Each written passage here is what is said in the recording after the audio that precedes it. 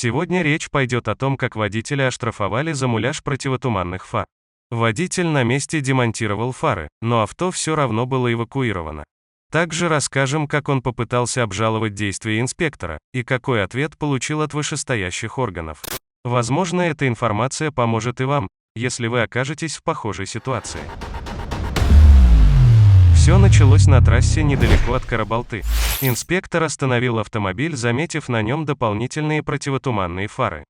Водитель пояснил, что противотуманки просто муляж. Они не подключены и стоят для красоты, чтобы закрыть дырки в бампере. На что инспектор ответил: Установка деген сөз бар. Иштебейт деген, ал уже второстепенно, ал сиздики. Устанавливать нельзя их вообще. Они у вас установлены, что это такое? Водитель не согласился с обвинением и в протоколе написал, что не согласен. А что по этому поводу думаете вы? Должен ли быть оштрафован водитель за муляж противотуманных фар? Пока инспектор составлял протокол, водитель демонтировал противотуманки. Таким образом, он устранил причину, по которой его автомобиль мог бы быть перемещен на штрафстоянку.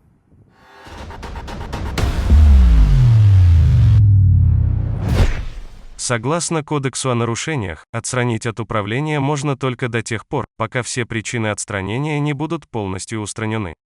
Во второй части статьи 31.1 перечисляются все возможные причины отстранения от управления. В нашем случае был 6-й пункт. Несогласие водителя с нарушением не является причиной отстранения от управления. В согласии с Кодексом о нарушении, водитель устранил причину задержания на месте. Он демонтировал противотуманные фары. Тогда почему автомобиль был перемещен на штрафстоянку? И еще один вопрос. Автомобиль был на ходу, но почему-то был вызван эвакуатор. Водителю пришлось заплатить 2000 сом за его услуги. Айдавай. Отырыңыз, өте тұрыңыз, аз эвакуатор келеді. Хорошо, макул. Итак, автомобиль был помещен на штрафстоянку.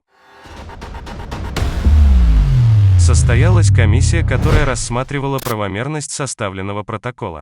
Комиссия признала водителя виновным, и он оплатил штраф. Затем водитель обратился с жалобами в прокуратуру и к начальнику ГУАБДД. Водитель попросил дать правовую оценку действиям инспектора по незаконному помещению его собственности на штрафстоянку.